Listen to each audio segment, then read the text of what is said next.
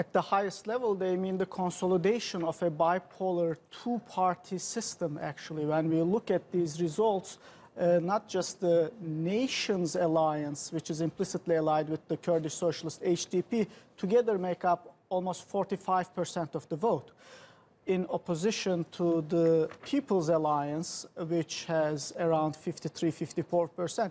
This was an expected outcome of the transition to presidential system, which encourages the consolidation of parties and party systems to two parties or at least two electoral alliances.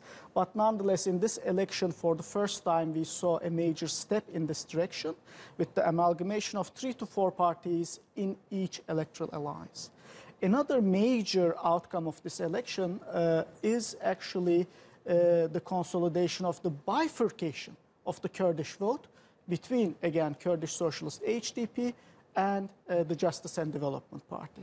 Because although Kurdish Socialist HDP has majorities in some Kurdish provinces such as Diyarbakir and Van, in some other Kurdish provinces such as Adıyaman, Bingöl, Urfa and Bitlis, it is the AK Party of the People's Alliance that won the majority of the Kurdish vote, which is again a historic pattern that goes back at least 2 decades since the emergence of AK Party and even beyond, but it's very little noticed in much of the media coverage of the Kurdish vote.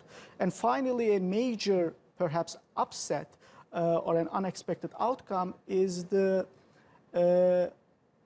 relatively poor performance of the new nationalist party, İYİ Party, and its leader Akşener, which almost all the pollsters predicted would outperform the Nationalist Action Party, MHP, by a large margin, whereas in reality, MHP has received more votes than the İYİ Party, and Akşener has received only 1/7 the vote of President Erdogan, whom many commentators thought she would be a credible alternative or rival to.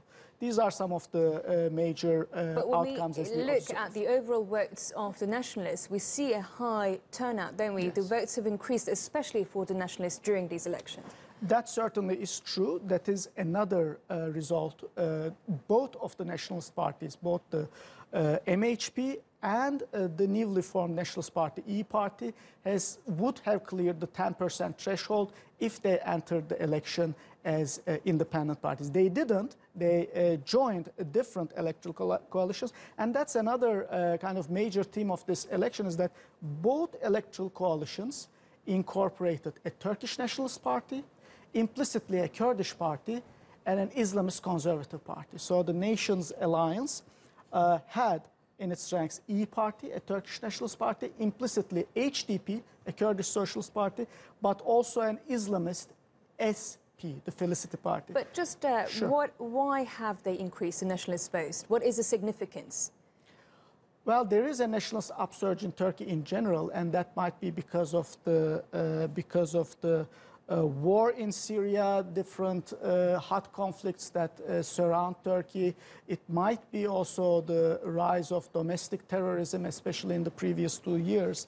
But what we haven't seen, despite this nationalist upsurge, is the anti-immigrant sentiment did not translate into an electoral victory. And that's important because a number of the opposition parties played on the anti-immigrant sentiment, especially the anti-refugee sentiment vis-à-vis Syrians.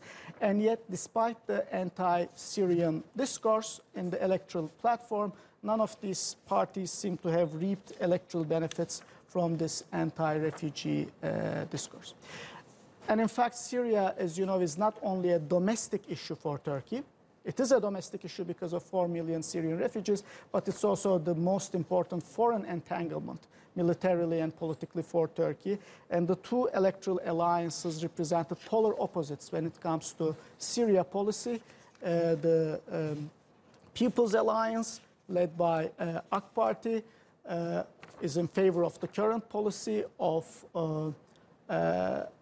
fighting militarily, if necessary, against the PYD, SDF, and not reconciling with the Assad regime in Damascus, whereas all the opposition parties were in favor of a reconciliation with the Assad regime in Damascus. So in terms of foreign policy, they were actually polar opposites when it comes to how to deal with the Assad regime. And this just when you mentioned foreign policy there, especially Syria and the Middle East,